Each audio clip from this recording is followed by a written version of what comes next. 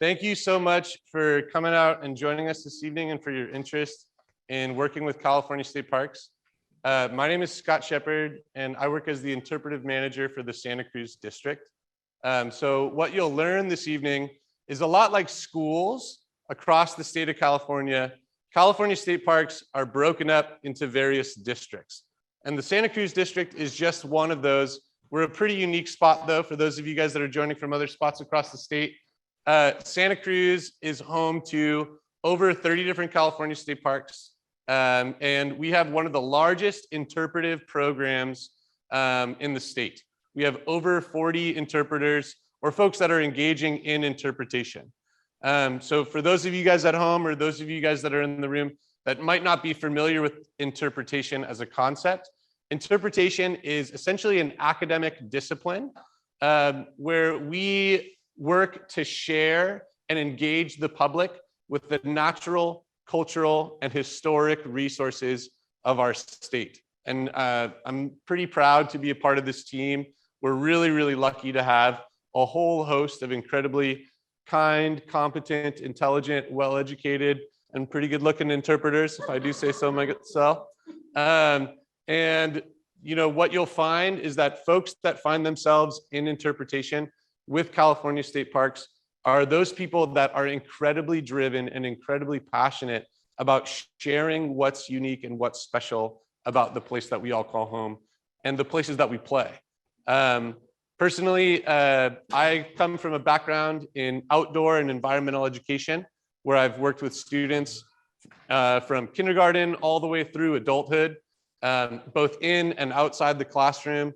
And really, my focus personally has always been, how can we increase equitable and sustainable access to public outdoor spaces for all Californians? And in interpretation, we're constantly focused on just that. How can we increase the way that we engage folks so that everyone can call our parks a safe place? Everyone can call our state parks a home. And that includes both physical and emotional safety. So I'm more than happy to take questions throughout the course of our presentation this evening. And for those of you guys that are joining from home, you're more than welcome to engage with us over social media, via Instagram, via Facebook, via YouTube, and we'll definitely get back to your questions. But this evening is all about how can we support you and your interest to come and work with us at California State Parks and share your love of the places that we play with all Californians. So thank you again so much for joining us. And I'm going to hand it off to one of our incredibly kind, competent, passionate, well-educated interpreters here in Santa Cruz, Leslie Reyes. Leslie, come on up. And I'm going to hand off this microphone. Hopefully it doesn't blow out your guys' ears. So let's put that to you right there. Awesome. Good evening, everybody. I'm so excited to have the opportunity to be here tonight with all of you. Thank you for coming. We have some people that have traveled a pretty far distance to be here with us today. My segment is to show you a little bit about the job of interpretation. What do we do as interpreters? Oftentimes, when I tell people I'm an interpreter, people will say, "Oh, what languages do you speak?" We speak the language of our parks, right? So we're interpreting the trees, the elephant seals, the butterflies, the MPAs of the Monterey Bay National Marine Sanctuary. We are sharing with our community what it is that makes our park special, not to just us and the team that we work with, but the state of California and the world. So I put together a little slideshow to share with all of you so that you can see some of us in action. All of these photos are from interpreters here in Santa Cruz, but one. So you can see that we do distance learning programs, and I'm extremely proud of this district because when all of our parks closed down for COVID and the pandemic, and we couldn't meet with our community in person, we transitioned and we brought the parks to people using technology. So you can see us reading stories to 3-year-olds and their families on the weekends during the morning. This is my coworker. We have a green screen studio. It is one of the largest green screen studios in the state park system. And this interpreter is dressed like a banana slug.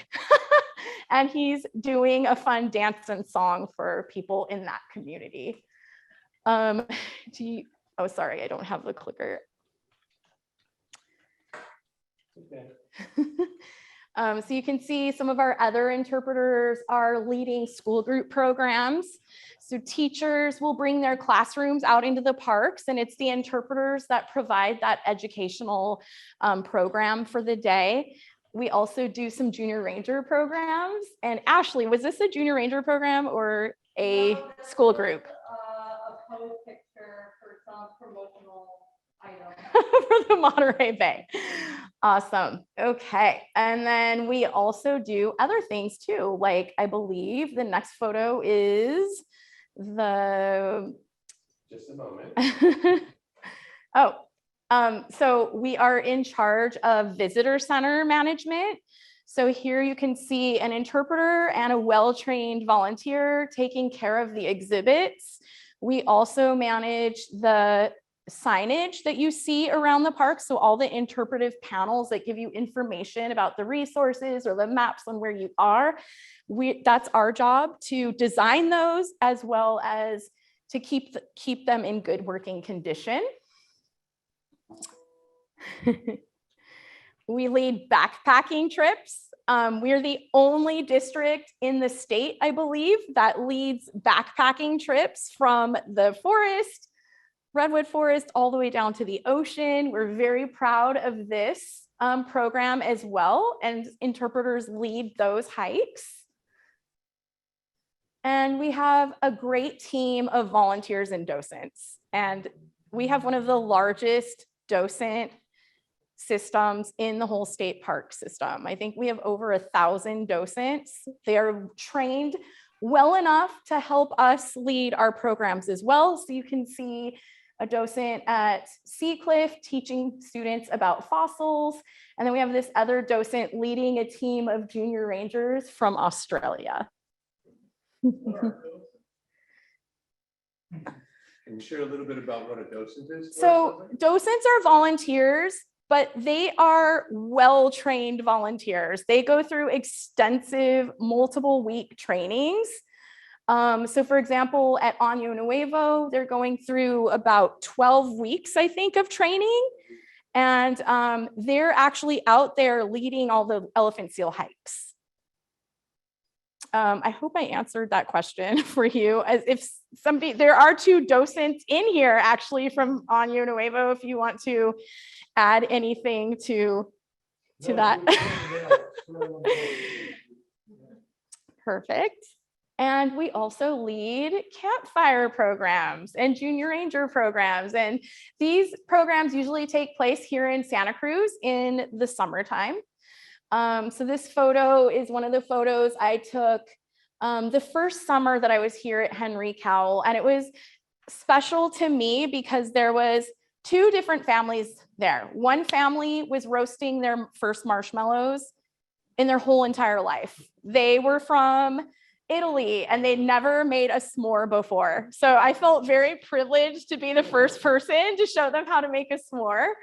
But there was also another family that lived in San Jose, and it was their second camping trip that summer at Henry Cowell. And we just had such a good time talking about all of their experiences and what they'd done throughout the year.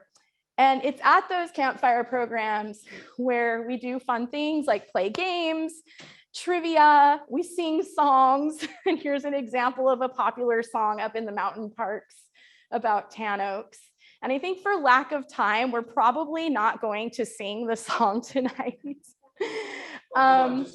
Just one verse. Okay, one verse. All right, so this song falls in line with the same beat as Louie Louie. You know that song? Louie Louie, oh baby. So The song is Tan Oak, Tan Oak. Oh, baby, let the xylem flow up. Yeah, yeah, yeah, yeah, yeah, yeah. Tan Oak, Tan Oak. Oh, baby, let the phloem flow down. Yeah, yeah, yeah, yeah, yeah, yeah.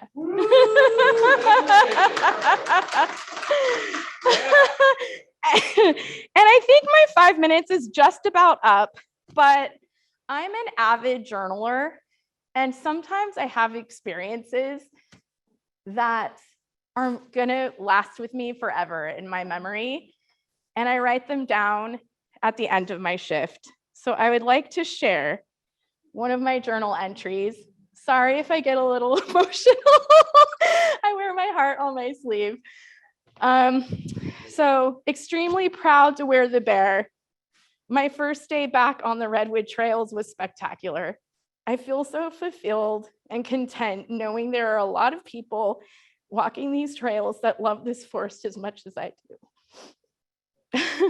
I had a lot of fun talking with kids about animals, helping them find banana slugs, and an older man joked with me and asked if I'd ever found a zucchini slug.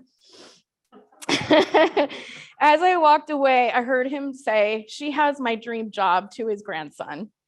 I spoke to an elderly woman from Bulgaria who was hoping to find a lucky four-leaf clover in the redwood sorrel. I didn't tell her that it was sorrel. And I met a family from Croatia. We talked about how redwoods are masters of survival. And I think we could all relate to that message in more ways than one. My heart is full.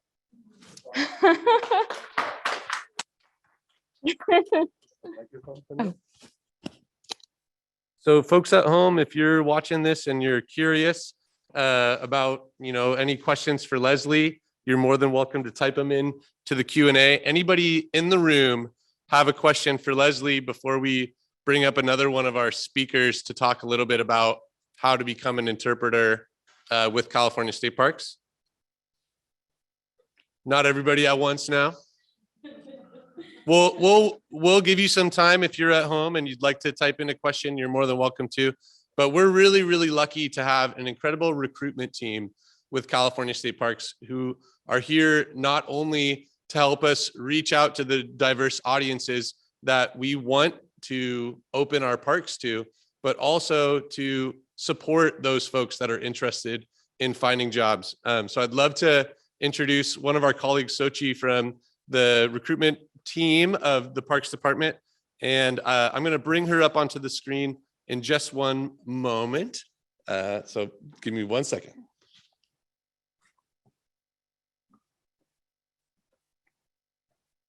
All right, Sochi, you're welcome to unmute yourself and go ahead and introduce yourself. Hi, everyone. My name is Sochi Prak, and I am the recruitment manager for California State Parks. Thank you so much for letting me be a part of your evening. It's an honor to be here. Awesome. So Sochi, take it away. Okay, I'm going to share my screen really quick because I have a PowerPoint here to describe what an interpreter is, more of what you've heard, and the steps to starting this career. So first, I want to introduce my whole office and the services that we provide to you.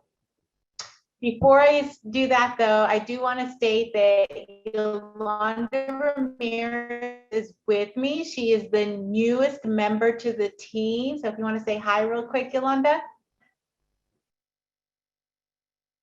Oh, maybe she doesn't have the ability to unmute herself. Sorry. She's really skilled, and I'm really glad to have her on the team. Oh, there she is. Yes. I'm here now. Sorry. Hi. Just unmuted. Happy to be here. Great. Thank you so much, Yolanda. No problem. Okay, so I do want to state that the recruitment office is a full service office. We offer one-on-one consultations to help you get started with your career. We can do application and resume review, help you make sure that you get past that review process.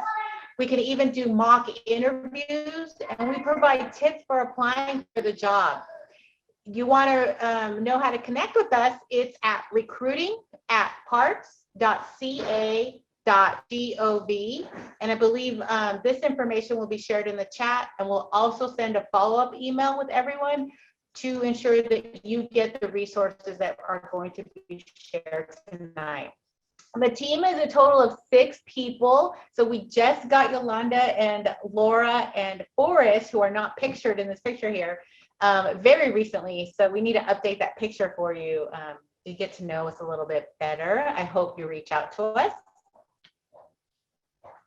First, I do want to give you a little bit of background about California State Parks. We are the largest state park system in the nation. Why is that important? Because that means you have 280 state parks to choose from throughout all of California. In between, you heard earlier that there are different districts. Santa Cruz just happens to be one of them. But if you are thinking about moving about the state, you do have options. We have hundreds of different classifications, all to help keep our parks operational, safe, and open to the public. And we all share that mission of protecting our precious resources, whether it's facilities and maintenance or information technology or interpreters or law enforcement. We all share the mission there.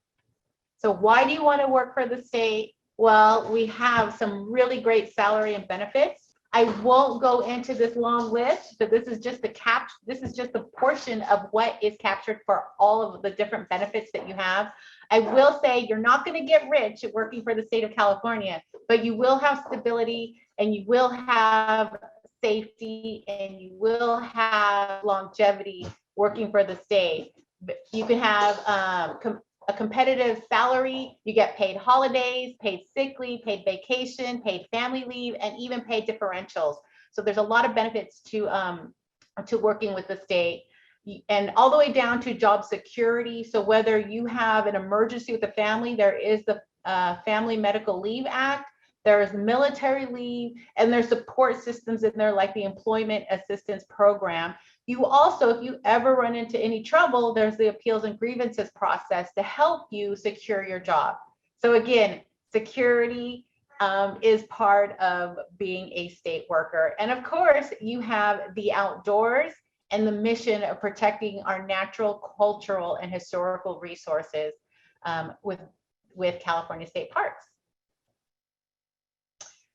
That job, of course, is being a state park interpreter. The reason you all are here. Interpreters tell our story, and you heard earlier the description of how that can go in. Of course, the natural, historical, and cultural significance of some of our most precious resources throughout the state. And you get to tell our stories and interact with park visitors and develop those programs to inform visitors to our parks. And we get visits from all over the world, curious about what we offer here. And of course, we have some of the most beautiful locations in the world. So let's talk about how to get started. These are the steps to apply. It's as easy as 1, 2, 3. Most state jobs will require that you are placed on an eligibility list. To ensure that you are on that eligibility list, you need to take the assessment that it corresponds with that classification. In this case, the state park interpreter. So step 1 is to create an online CalCareers account.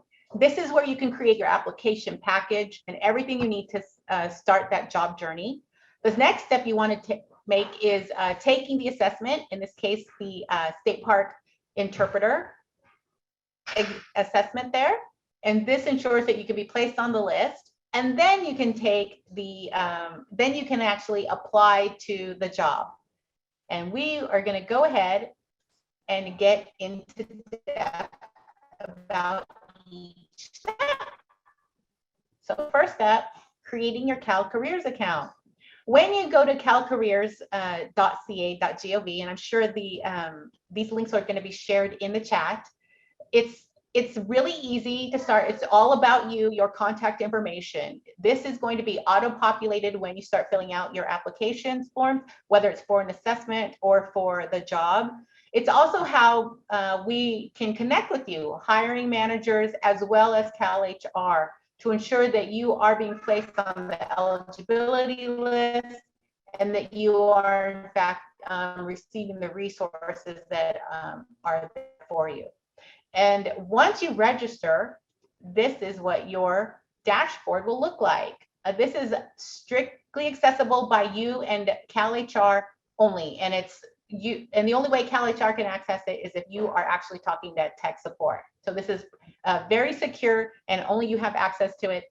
Your name and contact information is listed there.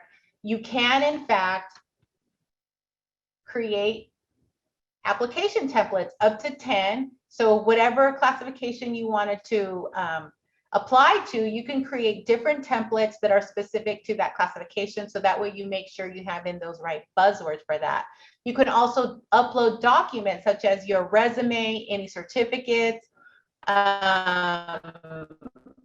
letters of recommendation, or your transcripts or diploma, everything you need to put your application package together.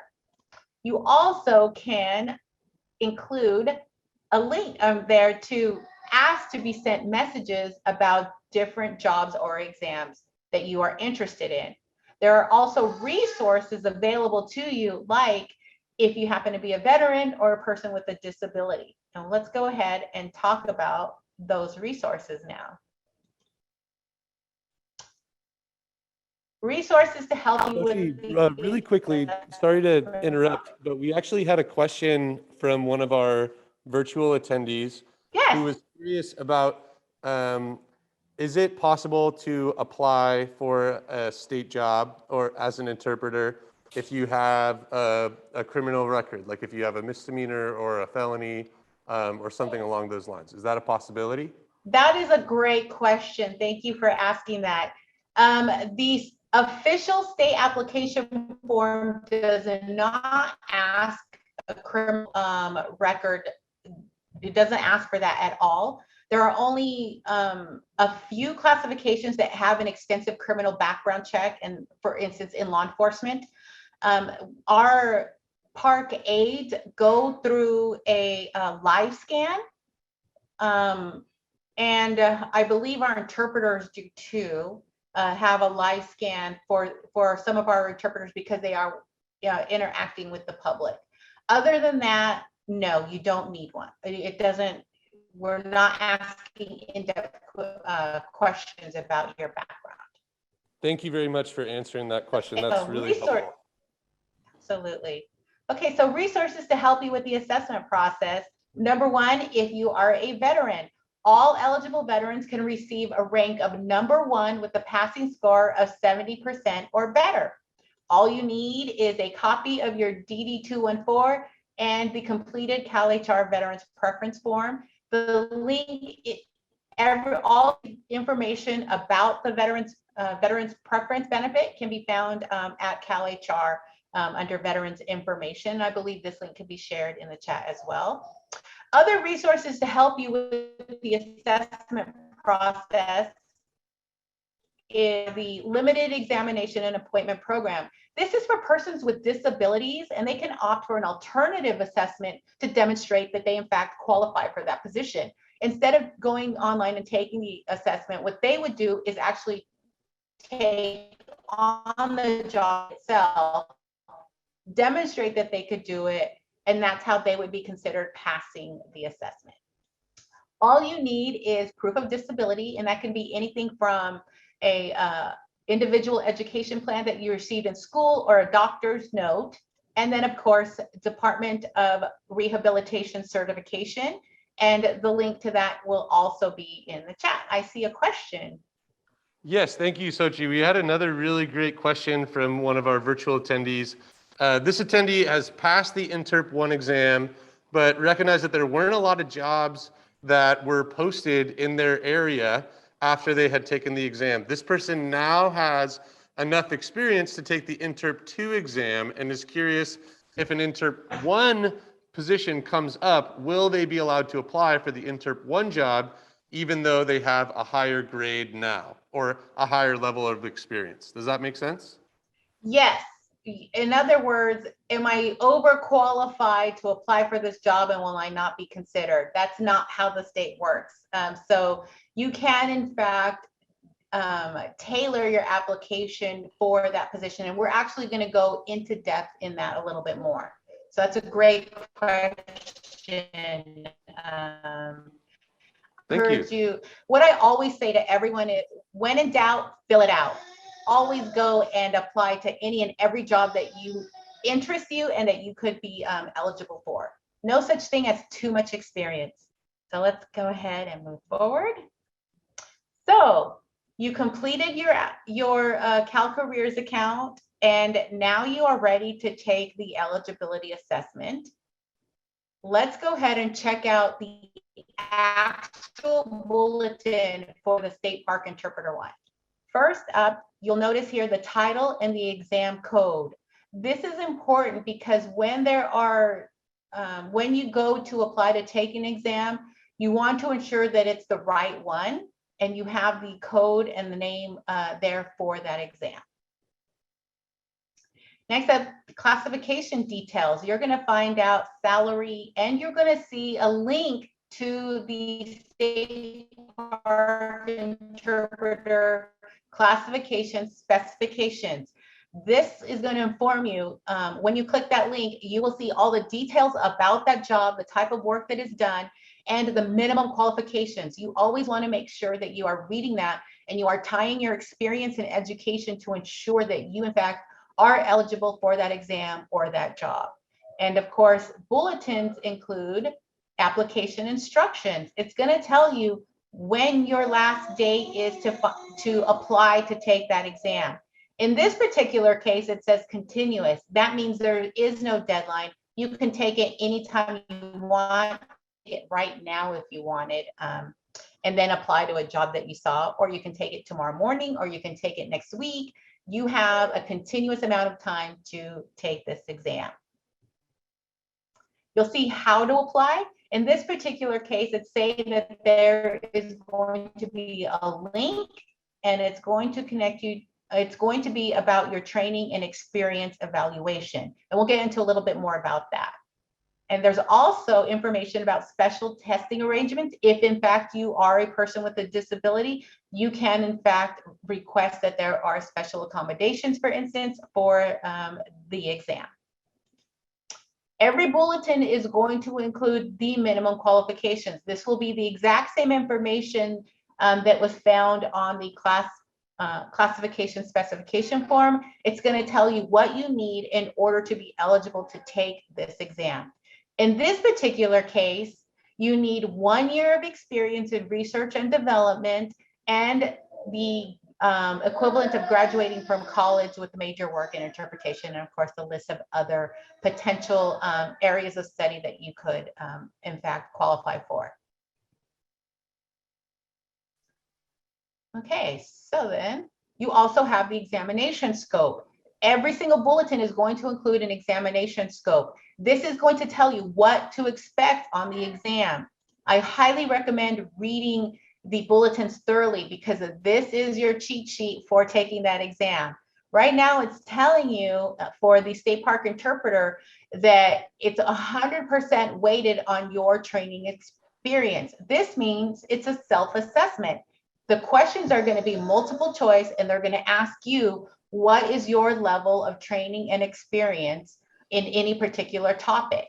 And what are those topics? Let's see. It is, oops, I'm sorry. It's going to be based on the knowledge that it's listed here and the ability to that's listed here. So I don't know if you can see my cursor, but every bulletin will include the knowledge and skills and abilities that are required. And that's usually what those questions will be. Every bulletin will include eligibility information. I see a question. Yes, we have a couple folks in the room here who might be having a hard time seeing some of the things on the screen. So I just wanted to share off some of those examination pieces. So scientific research methods, audio-visual techniques, methods and techniques used in preserving and interpreting historical objects, sites, and buildings, the diverse media use in commercial or fine art, California cultural and natural history. And then also ability to plan interpretive exhibits and programs, coordinate the interpretive input of other specialists, analyze the situations accurately and take effective action, as well as establishing and maintaining cooperative relationships with those that you engage with, whether they be visitors or colleagues, interpret historical concepts to the public, communicate effectively, keep necessary records, and analyze facts and draw conclusions. And then, Sochi, thanks for letting me come in and read that off. Plus, we had a super great question from an audience member at home who's asking, for soon-to-be veterans with an approved separation date, does a certification of expected discharge, i.e. commander's character statement of honorable discharge, work in lieu of the DD-214? The DD-214 will not be available until actual separation date. So very specific question and wanted to get to that. That gave me goosebumps. I love that question because I love to say yes. It makes me happy when I get to say yes. Yes. As long as you are within 6 months of separation with an honorable discharge, you can in fact use that veteran status and that benefit. I highly recommend move forward with that as soon as possible before you actually take the exam, so that way your CalCareers account can be flagged for that designation. What a fantastic question, and that made me so happy. Thank I hope you. you take advantage of that. So eligibility list information. Remember, I stated that hiring managers are not allowed to select people unless they're on this eligibility list. So when you take this exam, it's letting you know that you have up to 12 months of eligibility on this list for after you pass. So you have 12 months to find that job. After that 12 months, if you need to, you can retake the assessment. However, you cannot take the assessment within that 12-month period. You have to wait until that list expires. And if you were to take it today, you would have to wait until May 17, 2023. Okay, so again, information about this bulletin is letting you know that it does accept the veteran's preference, and quite honestly, all of our parks exams do. And then of course, exam information. You guys lucked out. Not all bulletins include this link, but you can in fact find a preview of the state park interpreter assessment on this bulletin. So when you go to livetheparkslife.com and you open up this bulletin from the link there, you can in fact access a preview and a sample, so a practice of how many other ways can I say it, that you get to take a peek at that before you actually take the exam. Okay, so preparing for the exam, this is giving you the information you need in order to prepare. In this particular case, it is the employment history, education, and training. So you want to have these resources available before you actually start the exam process. Have this documentation ready with you. And I see a hand. Awesome. Thank you so much. Is there another so I think question? this is, yeah, this is a question that's really relevant. Oh, there's some motorcycles going by. Sorry about that. This is really relevant to what you were just describing. So the question is, can you take the Interp 2 or 3 exam, even if you haven't been designated as an interpreter 1, but do have experience doing interpretation in your role with parks? Absolutely. You can take any exam that you are eligible for. You don't have to skip ladders in the career pathway. And this is true for all classifications. You don't have to take step 1 before you can take the second ring in that career path. If you meet the minimum qualification and you are eligible to take that exam, I highly recommend you take it. In fact, take them all. Excellent. Okay, Thank you for that. Then this bulletin includes, absolutely. This bulletin includes the link to the exam itself. So you can go ahead and like I said, take it right now if you want it. And I do want to state though, if you want to take the assessment for the state park interpreter, you have to open up the bulletin. Okay, so Any questions about 2? Yeah, we have a question in the room here. Come on over. Feel free to speak nice and loud right into the microphone. Hi, Sochi. So in the past, we had to send in an application to qualify to take the exam. And somebody from HR would respond, sorry, you don't have the qualifications to take the exam, or congratulations, you're taking the exam. Now that it's online and continuous file, do we just click that link and we take the exam? But then how do we know if we're actually qualified to take the exam or not? What a great question. Yes. So you no longer have to submit an application to indicate that you qualify.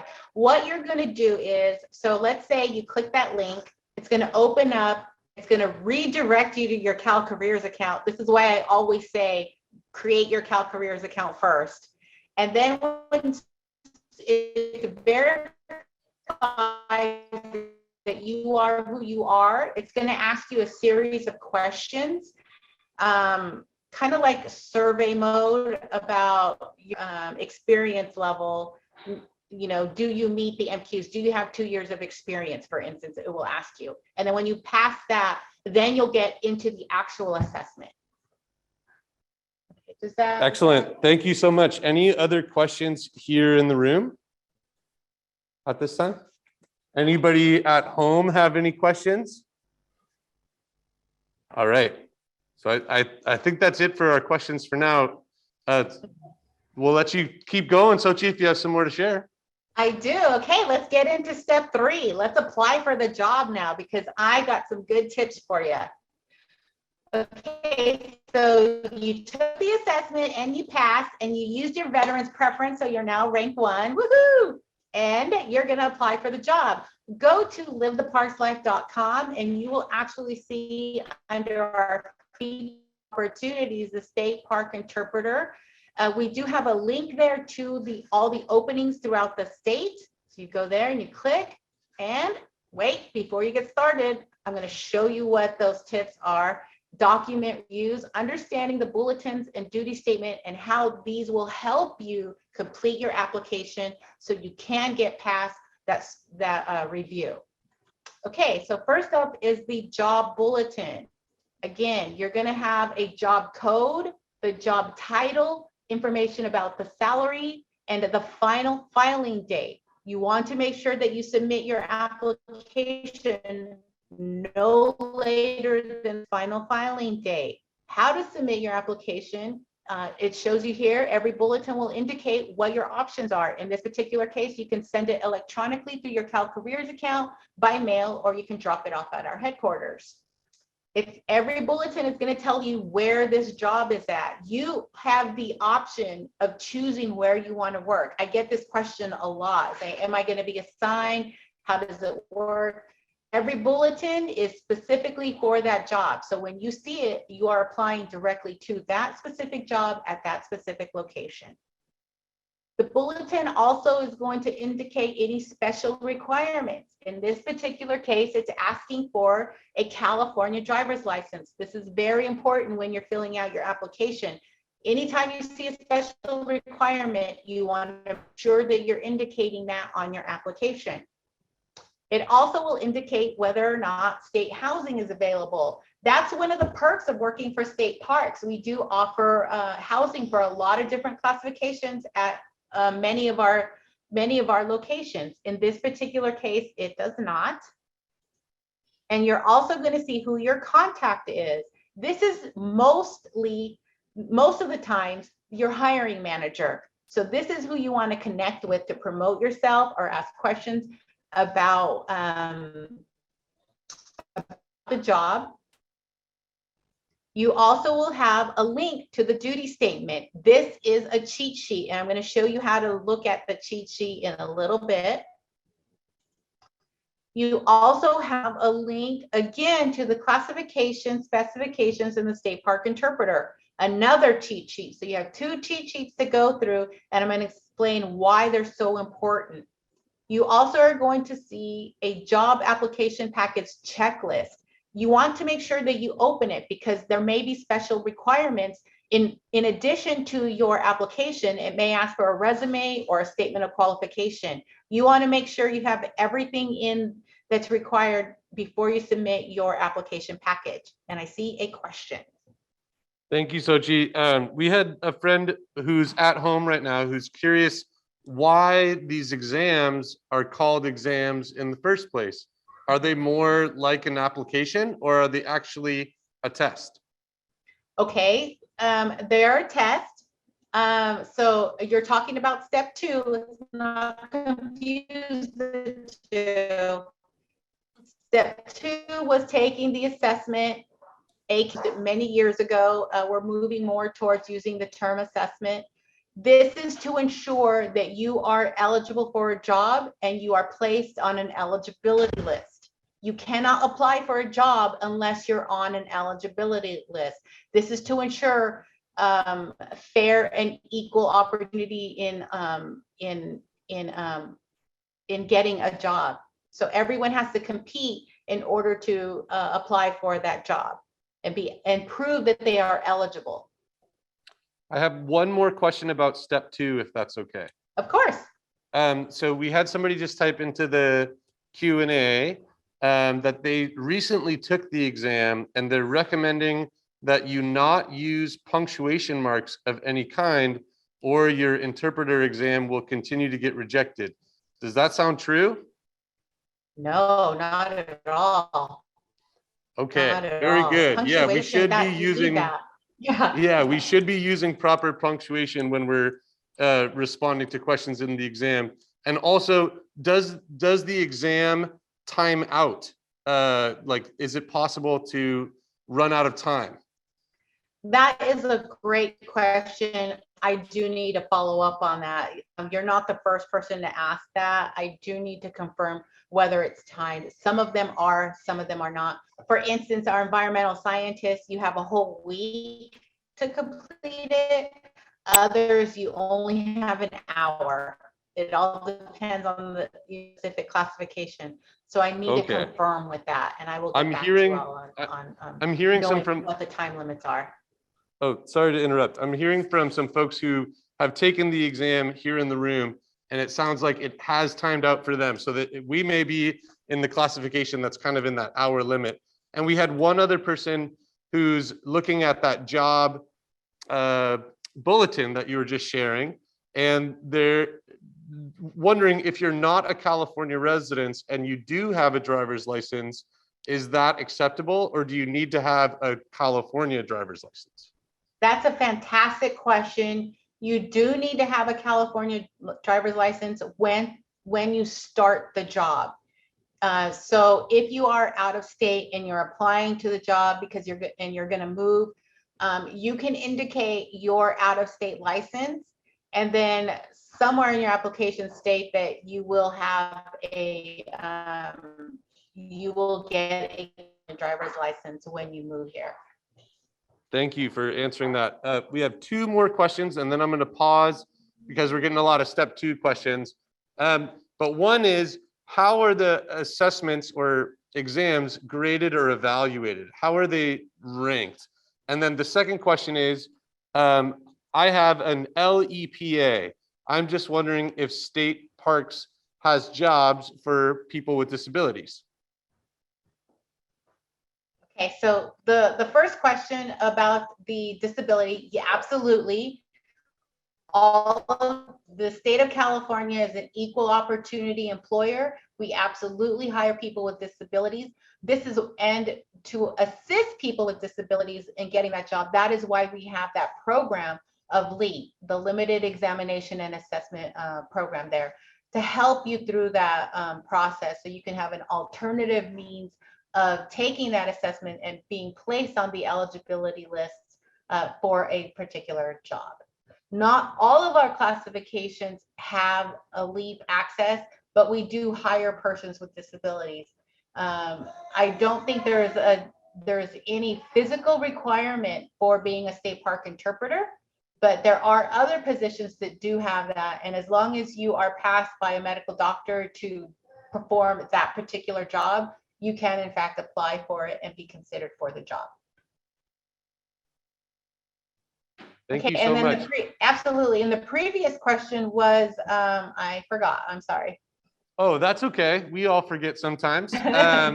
The previous question was, how are the exams evaluated and how are they ranked? Yes, that's great. Thank you.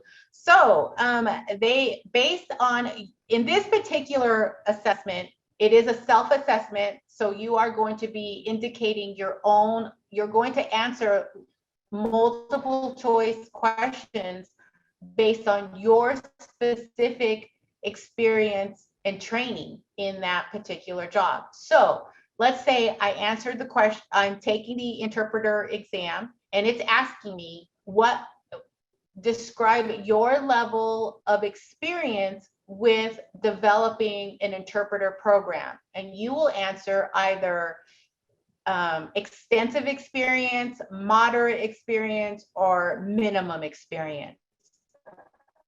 So of course, you're going to score higher depending on your response, of course, being extensive being the highest and minimum being the lowest. And then all of those questions will be tallied to see where you score on that and be weighed. And how you're ranked is your counterparts, how they responded to those same questions. Not all assessments are scored and rated that way. So you definitely, that's just a particular case for the state park interpreter. Thank you. That's perfect. Go ahead. All right. So any more step 2 questions? Not any step 2 questions at this time. So definitely steer on straight ahead. And we're looking forward to hearing about these cheat sheets. Right, exactly. Y'all, if you walk away with anything, it's these next 2 documents that are going to help you with your application. Okay, so you want to apply for this job. When you go to fill out your application, look at that duty statement, click that link and get the duty statement there. You want to make sure that you are using the same terms and buzzwords that are described on the duty statement that you are when you are describing your own experience with your particular job when you're completing that application, because your application is going to be reviewed by a certification unit. This certification unit, they are giving specific terms and buzzwords and synonyms to determine whether or not you qualify for that job. Taking the assessment is not enough. That's just to get you on the list. That doesn't prove that you are in fact eligible for that position. And I think we had a question earlier as before you had to fill out an application, then you were told yes or no before you can even take the exam. This is just another foolproof way to ensure that you are eligible for that job. So please use the same buzzwords and terms that are described on the duty statement and crosswalk your experience using those same terms. So in this particular duty statement, we see a lot of words like interpretive and programs and media and platforms and schools, interpretation, docent, development and information. So these are the buzzwords that we gleaned from this duty statement. Your other cheat sheet is the classification, specifications, minimum qualifications. You saw this you saw the link on both the exam bulletin or assessment bulletin, and you also saw this link on the job bulletin, the vacancy that you're applying to. This is again your other cheat sheet to help you understand the type of tasks that are occurring for this particular classification, what the minimum qualification is, specifically the education and the pathways to eligibility. This is what you want to make sure that you are including on that application. 1 is to ensure that you meet the minimum qualifications, and 2 is you're a good fit for that specific job. So you have the definition up here of what a state park interpreter is. You have a list of typical tasks. You have the minimum qualifications. You want to make sure that your application, your job application, indicates that you have at least 1 year of experience in research and development, historical natural resource interpretive programs, and that you have the equivalent to graduation from college. So you want to make sure that these things are shown on your application form.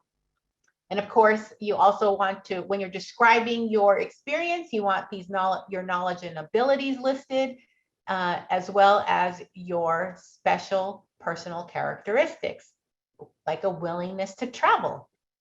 Travel throughout state parks? Heck yes. Okay, so now you read those 2 documents, you're ready to complete your application. Here is an example of the official state application form. You cannot apply for any job with just a resume or an application template. You need the official application form, and you created this through your CalCareers account. Your name and address and contact information is auto-populated through your CalCareers account.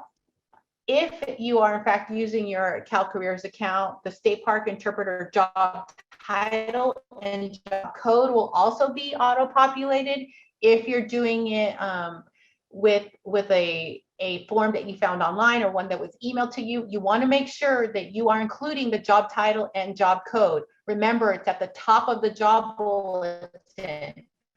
The reason you're doing this is because the certification unit gets applications, hundreds of them every day for all the different jobs that we're advertising for. They don't know what you're applying to. So you want to make sure you have the job title and the job code there. You also want to include that special requirement. In this particular case, it was a driver's license. You may recall that bulletin asked for a driver's license. You want to make sure that you are including this on your application form, because if you forget it, your application will be automatically denied. And this is actually a very common overlooked step here, because we take it for granted that a driver's license is there. When it's a special requirement, whether it's typing or driver's license, you want to make sure you include it. You want to make sure you sign and date your application. If you're submitting it electronically, it'll automatically be stamped for you. Remember the minimum requirements. You needed a degree. So in this particular case, you want to make sure that you include that you have a degree and you meet the minimum qualifications. Also ask for 1 year of experience. So I'm going to make sure that my application indicates I have 1 year of experience. Now, let's say you don't have a whole year at one job. That's okay. It can be cumulative. You can add up your experience from different jobs and volunteer experience to add up to that 1 year, as long as all of those jobs have the same type of experience that they're looking for. So remember those buzzwords that we pulled from the duty statement and from the classification specifications. We use those same buzzwords: developed, presented, traveled, so created social media, recruited, provided tours to school field trips. These are the tasks that were described in the duty statement, and I'm making sure I'm meeting the minimum qualifications there that were described on the classification specifications. Any questions? Yes, we do have some questions. One question that just came through a moment ago was, do you have to be outside all the time to work with state parks? Or are there any jobs that might be in an office or a different type of setting, depending on your mobility or level of interest? Absolutely. What a great question. Remember, at the beginning of this presentation, we have hundreds of different types of jobs, different classifications for California state parks, whether it's law enforcement, whether it's administrative positions, whether it's information technology, interpreters, accounting, budgets, HR, human resources positions. There's even interpreter positions that are in fact indoors. So you have options. Every bulletin will let you know whether it will be indoors or outdoors. Excellent, thank you. And another question was, how soon do you find out your rank once you've completed the exam? And when can you start applying for jobs? That's as soon as you take the assessment, as soon as you complete that, start applying. So theoretically, you could, as soon as this presentation is over, take your exam and apply to jobs tonight if you wanted. Woo, that sounds exciting. You do want to make sure that you have, right? Exactly. I do recommend having all your resources there with you because applying to jobs can be a full-time job in itself. So I don't necessarily recommend that route, but if you're ready and you have it all, you can in fact move forward with that. How soon you find your results, because this one is online, you should know immediately after taking it. And it results your list eligibility information will be added to your CalCareers account. So if there's ever any as to whether or not you're eligible for that position, you can in fact refer to your CalCareers account, see your certification status or your eligibility status for any of the assessments that you've taken, and have that there for you. You could print it out and add it to an application package too, just to be on the safe side. There are so many resources on your CalCareers account that you can use to help you with your job search. Thank you for that. Another question that we have here is if you take multiple exams, like let's say the Interpreter 1 and 2 exam, can you apply to both roles simultaneously?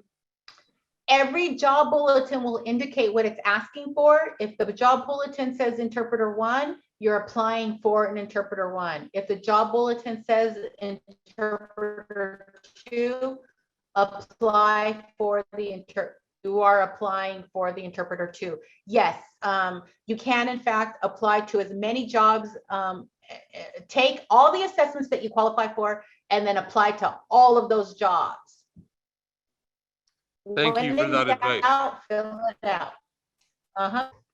Okay.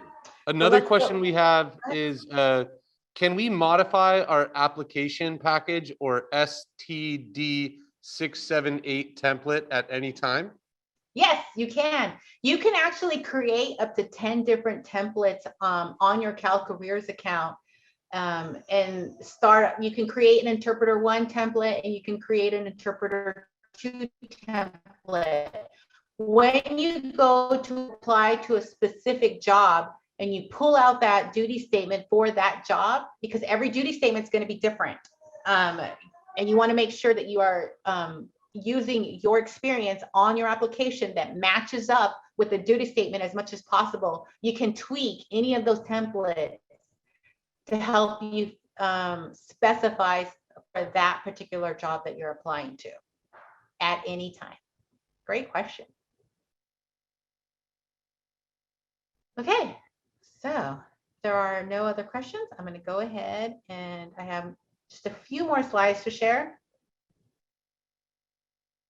Okay. Tips for applying. Thoroughly complete your application form, study, review the classification specifications and the duty statement for every job that you want to apply to. Those are your cheat sheets. Again, if you walk away with anything tonight, be that. Use your resume as a tool to promote yourself. So your application form is going to have the tasks that you've done. Your resume should be it should only be 1 page, 2 pages max, and it should be used as a tool to promote yourself. So for instance, if your application form states that you worked with the public to provide education about the park, your resume is going to say things like, I was employee of the month for best customer service in those education that I provided to the public at the park. And of course, you want to send your application by the final filing date. If the job bulletin says final filing date is May 20th, 2022. Do not send it in May 2021. It will not be accepted. If you are submitting your application electronically, you have until 11:59 p.m. of that date. If you are sending it by mail, it must have the date stamp of that date. So if it says May 20th, you have to have a date stamp from the U.S. Postal Service that says May 20th. Okay, any questions? I don't see any questions coming from our audience online right now. Does anybody in the room have a question? Come on up. You can speak right into the microphone for us. Just a technical question. For all the online stuff, does it matter what internet browser we use? Oh, what a great question.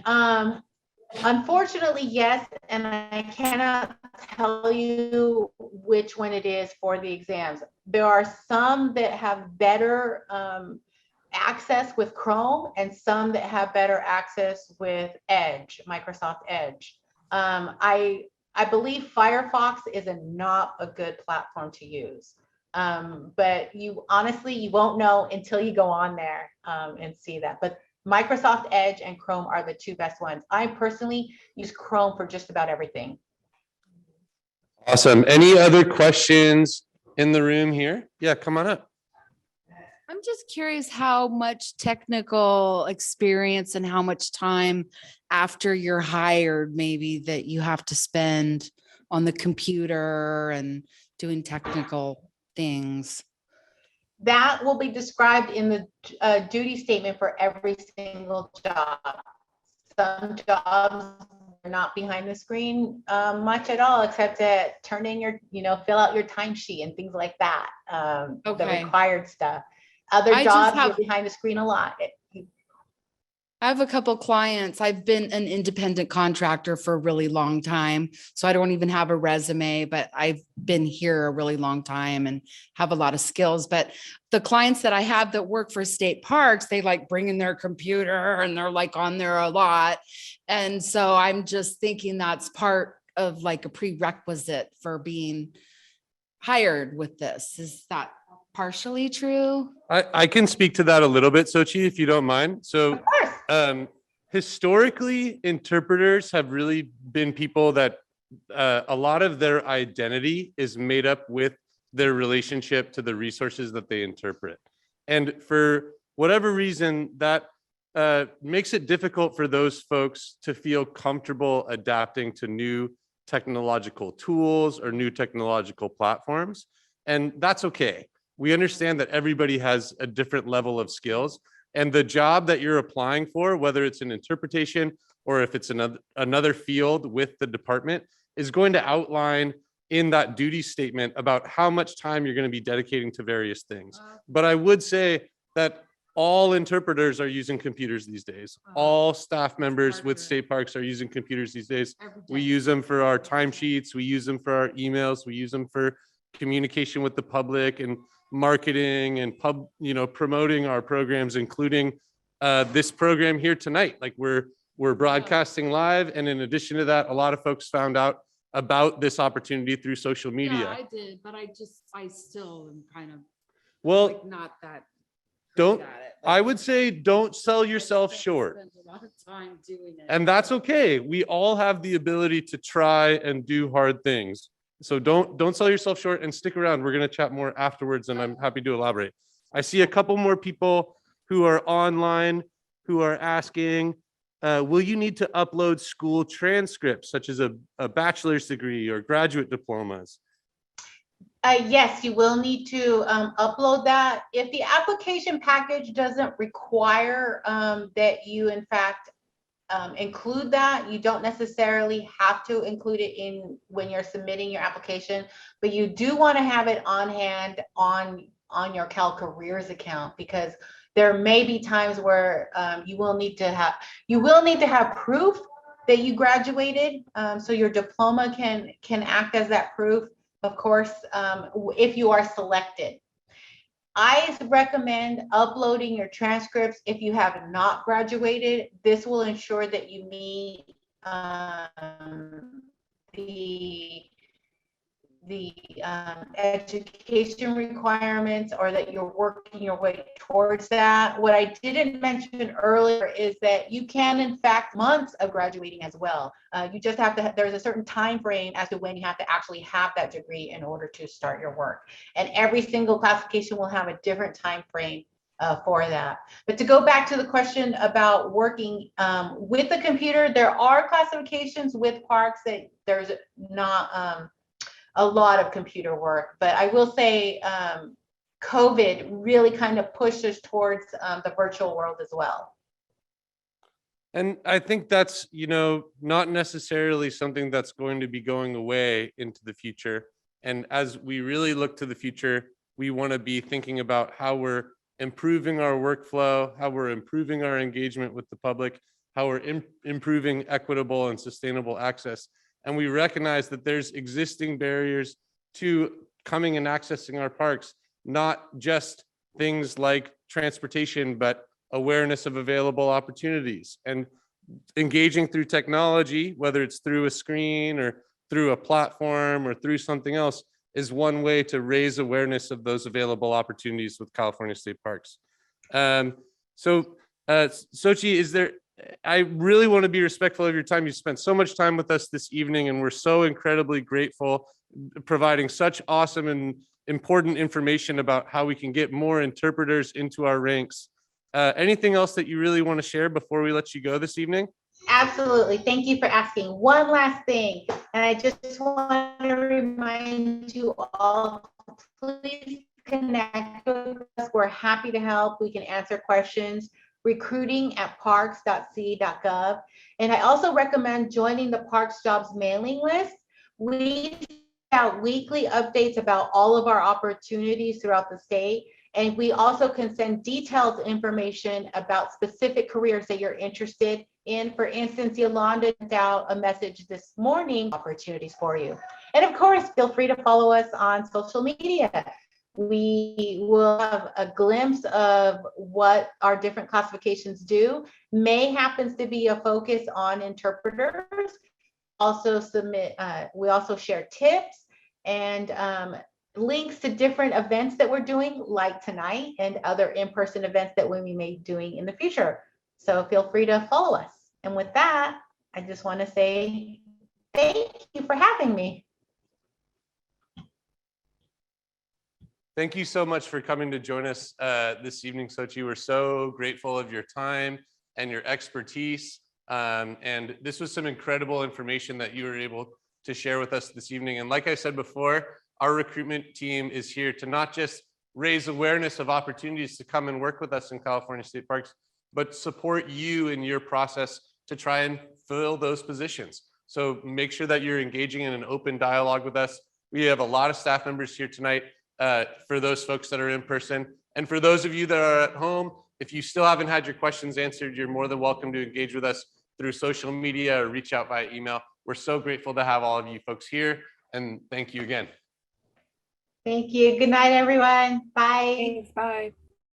So I'm seeing just a few more Q&As coming into the chat, and I'd be more than happy to answer those maybe before we let you folks go. My colleague Rhiannon's going to pull up one of the questions for me, and I'm just going to read it right off the screen.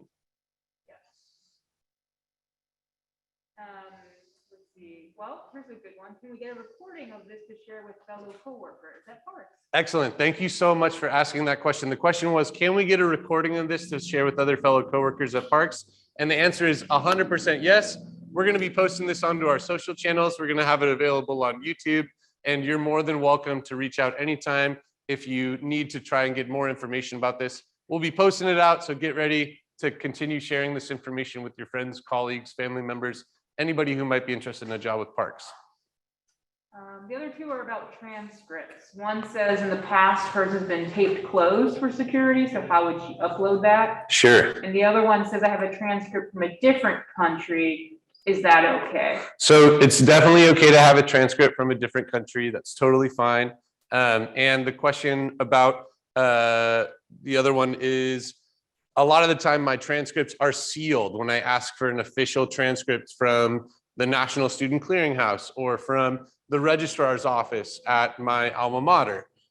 So you can actually upload an unofficial transcript, or you can order an official transcript, take a scan of that once it's been opened, and submit that through the online form as well. And that's perfectly acceptable. Any other questions? Right on. Well, I just want to say thank you to everybody who came out here tonight, and thank you to all of you folks at home who have been listening. We really look forward to continuing to engage you in the incredible natural, cultural, and historic resources of our parks. And we hope that you'll come and join us sometime real soon. So thanks again.